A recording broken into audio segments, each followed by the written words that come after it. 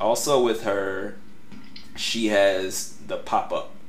It's 2, 3, 4. The thing about that combo is it's really good, but the problem with it is it's really slow. So you have to be point blank almost to land it, and Yeah. then you need to be You mean 3-4-2 for the yeah, pop up three combo, four right? two yeah.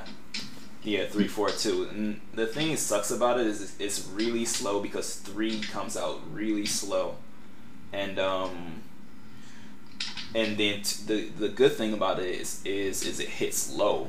And another thing it does is it juggles in the corner, so you can get thirty Yeah. percent damage if you hit it once in the corner. Um, then there's my favorite combo, which you gotta be really careful with, which is down back 2, which is that overhead staff, the medium hitting staff. Uh, And basically, like if you can kind of hit that from out of range, then you're good because it's kind of hard to run in and punish her right away off of that unless she's inside a sweep range. Like if she's at sweep range or inside a sweep range, then you can easily knock her out of even doing that. People knock me out of it all the time, and that's why I'm like, all right, try to find the maximum range for it, and then once you get that, you can do the back and is it back in 1 or 2 the pop up? I think it's back in 2. Back two. But yeah, yeah, back to the pop up. She has like so many things, like I just forget the specifics. I know when I go in and play, but yeah, back to the pop up stuff. So there's the overhead, back to, and then I used to run in and do 4 like the knee. But the problem with that is if you don't time it right, you'll miss a part of the combo. So it's down back into 2, and then you do back 2, and then you run in, and then you hit 3. Now the reason why I hit 3 is because that kick comes out so slow that you're almost always guaranteed the link into down forward 2. If you do it with the knee, then I found myself missing it a lot with the knee, but with 3 I miss it a lot less. So that's like 25%. That's a B and B if you get a pop up. uh, Um, I guess one other thing I found out that I really think is going to be useful in her gameplay is I was like, man, like she doesn't have any for her, like if she wants to play keep away, it's kind of hard to do that. Or if you want to keep people from just jumping in for free, it's kind of hard to do that. So the string I found was it is God, I think it's back 3 and 2. And basically that combo is like you can whiff the back 3 and then just throw out 2, and that staff reaches so far you're easily 2 sweep ranges away, and that staff will still hit. okay, So nice. if you are like out of range, that's a good meter, like get a little bit of meter, because it also it cancels into a down forward 2, which is that staff, so it looks like you do double staffs. That's a good, like if you got a guy trying to walk in. I don't know how it works as an anti-air. I'm imagining you can catch somebody with it if they're jumping in from the air because it's kind of angled. But that one looks like it'll be very useful, and especially like if for things I notice as far as jump ins, because I notice people jump in, and if you jump in faint, then you can start up comboing or you can throw. And a lot of guys who don't know how to play the game will just jump kick and then start comboing again. And the guys that I notice, and guys who play more, they jump kick and they'll go for the throw or a different mix up.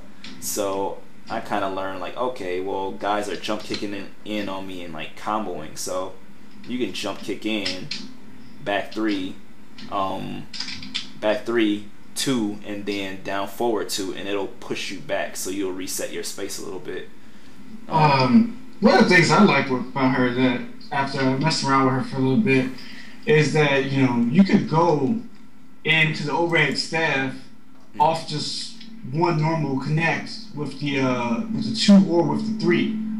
Like a Um, combo. yeah, I mean you just go 2 right into the overhead staff, and it's gonna land. Actually, a lot of the stuff actually connects into that, such as the back 1 could go into it, which is like a normal way people go into it. But you can just do it off a jump in, like you can say, jump in 2-2 right into the overhead Right. and do some damage off of it. Or you could just be standing, like maybe say as a punish, 3 or 2 right into it. Okay. Especially in the corner where you could do some, shenanigans with that. Okay. Yeah, I didn't even know that because honestly, I was looking for like, man, it normally. Well, I don't want to talk about that, but basically, I was looking for the overhead, like ways to combo into the overhead because the way it's, it comes out really slow, so it's kind of hard to do that. But yeah, I like look into that. Those are definitely some things to look into. Thing about that particular move is it's people knock you out of it really easy. It's probably one of the easier moves to knock you, get knocked out of. I love it, yeah, because I actually had a match where I went for the overhead and the scorpion jumped up and grabbed me in the air out of it. Yeah, it's like it's really like kind of slow, which is why if I use it, I'm trying to be more mindful and use it from a range. Another thing that's really good with her is if you are, say, in that one range, kind of like the far range where you hit back three and then 2 and it does that long staff. If you're like, I would say not max range for it, but just, inside of max range, you can do the, if you see a guy kind of like coming in and you're in good range because her, what do they call those things? Her low projectile comes out pretty slow. So finding a spot to do her EX low projectile is a good opportunity for mix-ups into the medium overhead because it hits low. Boomerang, especially when it comes back, especially when they try to counter pressure you and knock them out of their combos. Right, yeah. It's almost like a free breaker, or people don't even expect it to come back, or they forget that it's coming back. And by that time, you're trying to duck low and duck medium, and then I can pop you up off of that. So that's useful, but I would definitely say with her, maybe do 66% for breakers and 33% for her EX boomerang low, because that EX boomerang low is really good for catching people on a pressure mix-up situation, especially if you're just outside of that max range for back 3 too. If you're, just inside, because that mix-up is really good and catches people off guard a lot. What else about Jade? Yeah. So what's the thing with her flip stance? Where she does the one kick where she swings around the pole. Oh, the up kick. Up 3. I think it's not that one where it's. Oh yeah. 4-4, 3-2. And forward, 4-3. Yeah. Yeah. Forward 4-3. Yeah.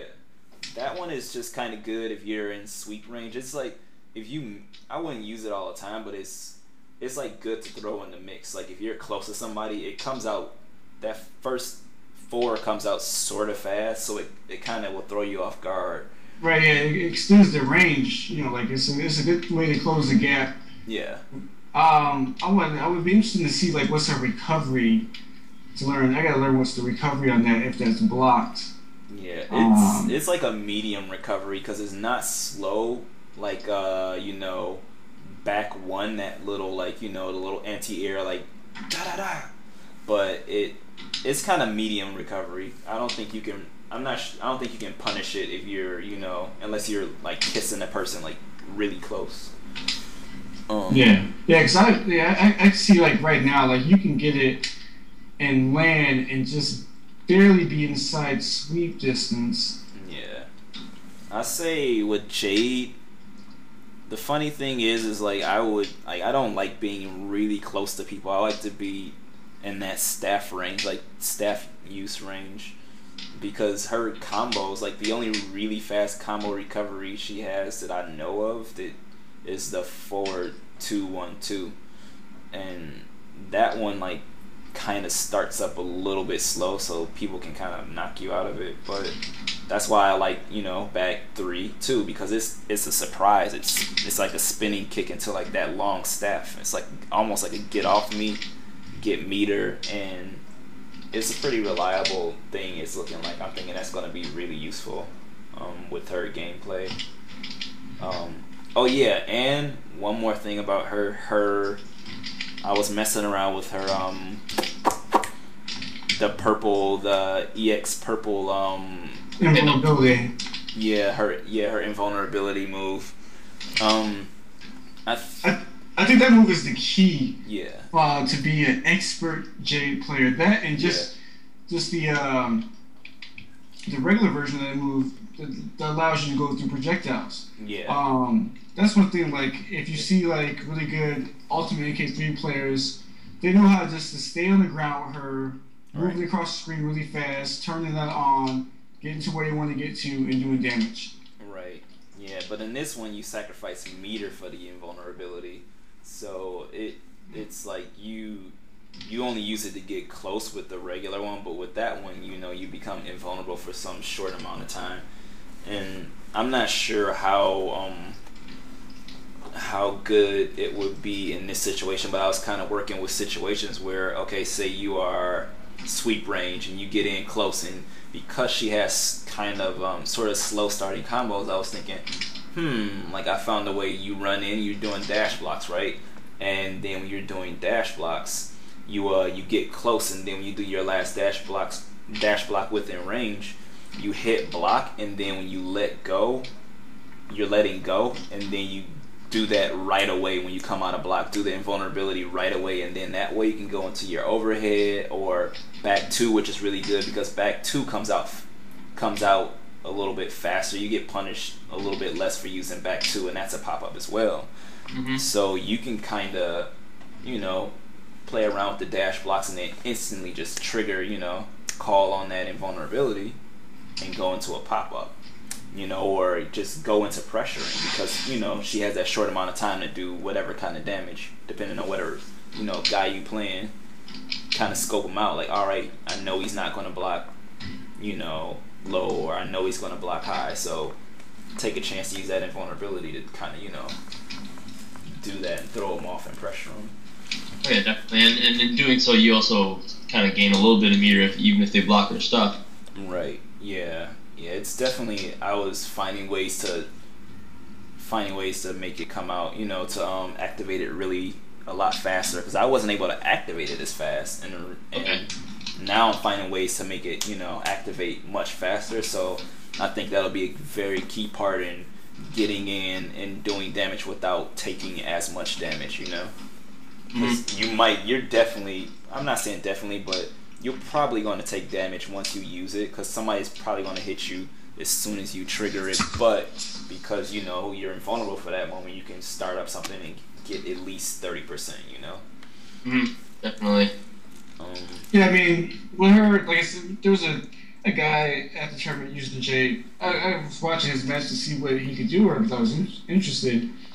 And that was the main thing where he just would go invulnerable, but wouldn't really use it to gain these like mix-ups or just rush down off of it, or he just seems to be activating it just to avoid being hit, but not using it like it's kind of like a defensive special, but really it's offensive. Just use it because you want to get to help you get offensive with her. Right. Yeah, you have to be really careful with where you. That's another thing I'm trying to work on, finding the sweet spot for activating it and getting the most use out of it. Because you can activate it, say outside of sweep range or in sweep range, but if you're not ready to react, you got to use it very mindfully, or you'll just waste it and get, they'll take damage and you'll get comboed. So, all right, I guess this can be like the closing thoughts because we've gone for about an hour now.